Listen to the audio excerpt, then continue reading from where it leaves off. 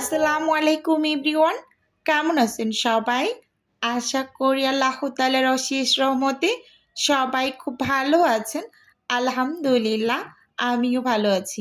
স্বর্ণাজ কিচেনে সবাইকে আরও একবার ওয়েলকাম করছি নতুন একটি রেসিপি দেখার জন্য। আজকে শেয়ার করব আলু সিঙ্গারার রেসিপি। আশা করি আজকের এই রেসিপিটি আপনাদের কাছে ভালো লাগবে। আর ভালো লাগলে ভিডিওর শুরুতে একটা লাইক দিয়ে ভিডিও দেখা কন্টিনিউ করুন। তো প্রথমেই এখানে আমি সিঙ্গারা তৈরি করার জন্য ডোটা করে নেব। আমি অর্ডারের জন্য প্রায় 25 পিস সিঙ্গারা তৈরি করব। তো সেজন্য এখানে আমি মোট 5.5 কাপ ময়দা নিয়েছি। মানে মেজারমেন্ট কাপের যে বড় কাপটা আছে, মানে 250 ml যে কাপটায় লেখা, ওই কাপটা দিয়ে মানে 5.5 কাপ ময়দা নিয়েছি। এখানে আমি স্বাদ মতো লবণ দিয়ে দিলাম এবং সেই সাথে 1 চামচের মতো চিনি দিয়েছি। চিনি দিলে সিঙ্গারাটা অনেক বেশি খাস্তা হয়। এবং এখানে আমি 1 চা চামচ কালো জিরা দিয়ে দিয়েছি। তো এবার সব কিছু খুব সুন্দরভাবে ময়াম করে নেব। তো ময়াম করার জন্য এখানে 250 ml এর যে মেজারমেন্ট কাপটা আছে সেটার একেবারে ঠিক অর্ধেক পরিমাণ তেল নিয়েছি। নিয়ে আমি এই যে ময়দাগুলোকে হাত দিয়ে ঘষে ঘষে খুব সুন্দরভাবে কিন্তু ময়াম করে নিচ্ছি। স্কিনে ভালোভাবে লক্ষ্য করলে বুঝতে পারবেন যে আসলে ময়ামটা ঠিক কীভাবে করে নিচ্ছি। তেলের সাথে ময়দাটাকে খুব ভালোভাবে এই যে ঘষে ঘষে ময়ামটা করে নিয়েছি। যখনই দলা পেকে যাবে, মানে মুঠ করলে ঠিক বুঝতে হবে যে পারফেক্টলি ময়াম দেওয়া হয়েছে। তো এখানে আমি এখন অল্প অল্প করে পানি অ্যাড করে শক্ত টাইপের একটা ডো রেডি করে নেব। হয়তোবা আমরা কম বেশি সবাই জানি যে সিঙ্গারার ডো সবসময় একটু শক্ত করে মেখে নিতে হয়। যদি অনেকটা নরম করে সিঙ্গারার ডো মেখে নেন, যখন আপনি সিঙ্গারাগুলো ভেজে নেবেন তখন সিঙ্গারার গায়ে অনেকটা ফোস্কা ফোস্কা পড়বে, মানে গুটি গুটি ফোস্কা ফোস্কার মতো পড়বে, খাস্তা হবে না। তো এই দিকটা কিন্তু অবশ্যই খেয়াল রাখবেন। এই যে খুব সুন্দরভাবে শক্ত করে আমি ডোটাকে মেখে নিয়েছি। আমার একেবারে মেজারমেন্ট কাপের 2 কাপ পানি লাগেনি, কিছুটা পরিমাণ পানি বেঁচে গিয়েছে। এবার উপরে আমি একটু তেল মেখে ঢাকনা দিয়ে রেস্টে রেখে দেব প্রায় 2 ঘন্টার মতো। আর এখানে আমি এই যে আলু আর গাজরটা এরকম কিউব কিউব করে কেটে নিয়েছি, দেখতেই পাচ্ছেন। আলু সিঙ্গারা তৈরি করার সময় আপনারা একটু গাজর অ্যাড করে দেবেন, খুবই টেস্ট হয় খেতে। ট্রাই করতে পারেন, আশা করি ভালো লাগবে।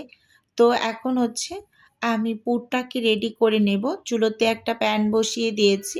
প্যানটা ভালোভাবে গরম হয়ে আসার পর এখানে আমি পরিমাণ মতো তেল দিয়ে দিলাম। তেলটাকে একটু ভালোভাবে গরম করে তারপর এর মাঝে আমি বেশ কিছু বাদাম দিয়ে দিয়েছি। আমার কাছে সিঙ্গারাতে বাদামটা খুবই ভালো লাগে। আপনাদের কার কার কাছে ভালো লাগে চাইলে অবশ্যই কমেন্টস করে জানাতে পারেন। আর দিয়ে দিচ্ছি 1 চা চামচ পাঁচফোড়ন। তো খুব সুন্দরভাবে একটু নেড়ে চেড়ে আমি ভেজে নিলাম তেলের মাঝে। এবার এখানে আমি একটু বেশি করে পেঁয়াজ কুচি অ্যাড করে দিচ্ছি। তো এই পেঁয়াজ কুচি দেওয়ার পর আমি কিন্তু পেঁয়াজটাকে খুব সুন্দরভাবে ভেজে নেব একটু সময় ধরে। সেই সাথে কিছু কাঁচামরিচ কুচিও প্রথম পর্যায়ে অ্যাড করে দিলাম, আবার শেষেও কিন্তু কিছু দেব। তো এই যে এখানে পেঁয়াজটাকে একটু হালকা 2 মিনিটের মতো ভেজে নিয়েছি। এবার এখানে 1/2 চা চামচ রসুন বাটা আর 1/2 চা চামচ আদা বাটা দিয়ে খুব সুন্দরভাবে তেলের মাঝে মানে একসাথে ভেজে নিচ্ছি। একটু সময় নিয়ে ভেজে নেব যাতে করে আদা রসুনের যে কাঁচা স্মেল থাকে সেটা আসলে একেবারেই যাতে চলে যায়। তো সেজন্য কিন্তু এই যে খুব সুন্দরভাবে ভেজে নিতে হবে। এখন এখানে আমি কিছুটা পরিমাণ পানি অ্যাড করে দিচ্ছি, যেহেতু পাঁচফোড়ন দেওয়া আছে। গুঁড়ো মশলা অ্যাড করতে করতে হয়তো বা খুব বেশি মানে হয়ে যাবে, তখন একটু তেতো তেতো লাগবে, এজন্য একটু পানি দিয়ে এরপর এখানে আমি 1 চা চামচ লাল মরিচের গুঁড়ো, 1 চা চামচ হলুদের গুঁড়ো, 1 চা চামচ ভাজা জিরার গুঁড়ো আর 1 চা চামচ দিয়ে দিচ্ছি এখানে ধনিয়ার গুঁড়ো এবং সেই সাথে এখানে 1/2 চা চামচ অ্যাড করে দিচ্ছি গরম মশলার গুঁড়ো। এবার সব কিছু খুব সুন্দরভাবে এই যে নেড়ে চেড়ে একেবারে মিশিয়ে এখানে আমি কিছুটা পরিমাণ পানি দিয়ে এবার হচ্ছে একটু কষিয়ে নেব এই মশলাটা, যাতে করে খুব সুন্দর একটা মানে স্মেল বের হয়, এরকম আর কি। তো দেখতেই পাচ্ছেন এই যে তেলটা কিন্তু অলরেডি উপরের দিকে ভেসে উঠেছে। তো এই পর্যায়ে এখানে আমি যেই সবজিগুলো কেটে রেখেছিলাম, মানে আলু আর গাজরটা, তো দিয়ে দিলাম। দিয়ে খুব সুন্দরভাবে নেড়ে চেড়ে তারপর কিন্তু সামান্য একটু পানি দিয়ে তারপর আমি এই আলু এবং গাজরগুলোকে কষিয়ে নেব। তো আমি সবসময় প্রথম পর্যায়ে একটু কষিয়ে তারপর কিন্তু পানি দিয়ে পুরোপুরি রান্নাটা শেষ করে নিই। আর আমি সবসময় অর্ডারের জন্য ঠিক এভাবে করেই আলুর সিঙ্গারাটা তৈরি করি।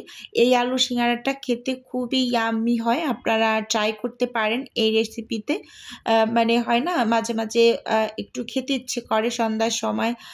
তো এইভাবে করে বানিয়ে ফ্রোজেন করে আপনারা ডিপ ফ্রিজে ৩ মাস পর্যন্ত সংরক্ষণ করতে পারবেন। কোনো টাইপের টেস্টের হেরফের হয় না। তো এই যে দেখুন খুব সুন্দরভাবে কষিয়ে নিয়েছি। এবার এখানে আমি ২ কাপ পানি দিয়ে দিচ্ছি। তারপর হচ্ছে এর মাঝে আমি হচ্ছে একটা স্বাদে ম্যাজিক মসলা অ্যাড করে দিচ্ছি। খুবই মজা লাগে এই স্বাদে ম্যাজিক মশলাটা অ্যাড করলে। তো আপনারা এভাবে করে ট্রাই করবেন। আশা করি আপনাদের কাছেও ভীষণ ভালো লাগবে এই রেসিপিটা। তো দেখতেই পাচ্ছেন খুব সুন্দরভাবে কিন্তু আমি ঢাকনা দিয়ে ঢেকে রান্না করে নিয়েছি অলরেডি।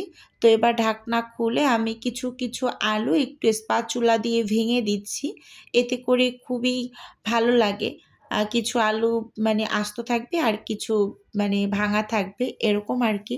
তো এই যে দেখুন শেষের দিকে একেবারে কাঁচামরিচ কুচি আর ধনিয়া পাতা কুচি দিয়ে এবার হচ্ছে চুলো থেকে আমি এই পুরটাকে নামিয়ে একদম পুরোপুরি ঠান্ডা করে নেব। আর এপাশে আমি যে ডোটাকে রেস্টে রেখেছিলাম, তো সেই ডোটা একটু মথে হাত দিয়ে তারপর মাঝখান থেকে ২ টা ভাগ করে নিয়েছি। তো একটা ভাগ আমি সাইডে ঢাকা দিয়ে রেখেছি।